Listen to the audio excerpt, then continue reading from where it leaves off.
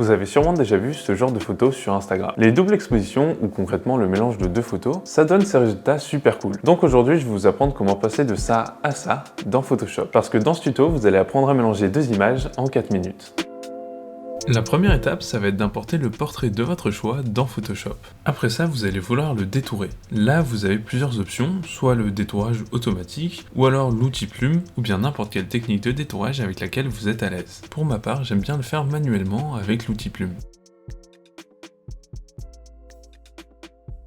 Une fois que vous avez une sélection autour de votre sujet, vous allez tout simplement cliquer sur cette icône pour créer un masque de fusion. Après ça, vous allez pouvoir importer votre deuxième image. Ça peut être un paysage, ça peut être une photo d'une rue, une forêt, n'importe quoi que vous avez envie d'utiliser pour votre double exposition. Une fois que votre deuxième image est importée, vous allez pouvoir faire un clic droit dessus et sélectionner créer un masque d'écrêtage. Ça limitera votre deuxième image à ce qui est visible de votre portrait. Et maintenant, ce que vous devriez voir, c'est une espèce de silhouette avec un paysage.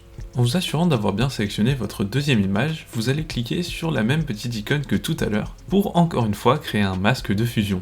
Et après ça, en vous assurant que l'icône du masque de fusion est bien sélectionnée, vous allez pouvoir prendre votre outil pinceau. Ensuite, vous allez devoir vous assurer que votre couleur de premier plan est bien le noir, puisqu'on va vouloir effacer des parties de notre deuxième image. C'est une étape qui est un petit peu plus personnelle, ça dépend de vos goûts, de ce que vous voulez faire avec votre image, mais pour ma part, je préfère effacer plutôt les parties importantes, donc laisser visible le visage. Et dans ce cas particulier, pour donner un petit peu plus de volume, je voulais également dégager le bras de mon sujet.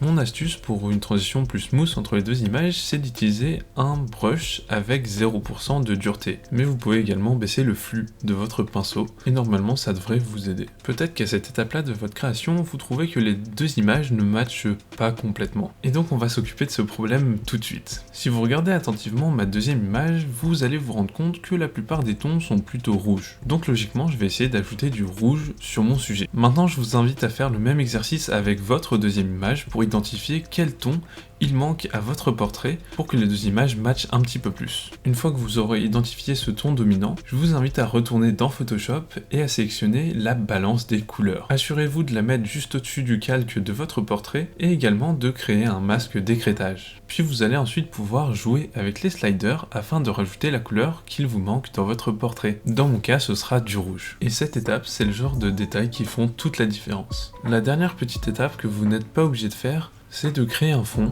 Et pour ça, je vous invite à sampler les couleurs de peau de votre sujet, donc les tons clairs, les tons moyens, les tons foncés, et de faire un espèce de dégradé avec des brushes de très grande taille. C'est assez important de prélever les couleurs sur la peau du sujet parce que ça va faire un background qui matche très bien avec le reste de votre image. Et après tout ça, vous devriez obtenir une magnifique double exposition. Et voilà, c'est tout pour ce tutoriel. N'hésitez pas à lâcher un pouce bleu s'il vous a plu, à vous abonner à la chaîne pour ne pas manquer les prochaines vidéos, et également à me dire ce que vous en avez pensé dans les commentaires. Et puis moi, je vous retrouverai bientôt pour une nouvelle vidéo. Salut! Because the moment you have a situation where you are really in control of things, that is to say, in which the future is almost completely predictable.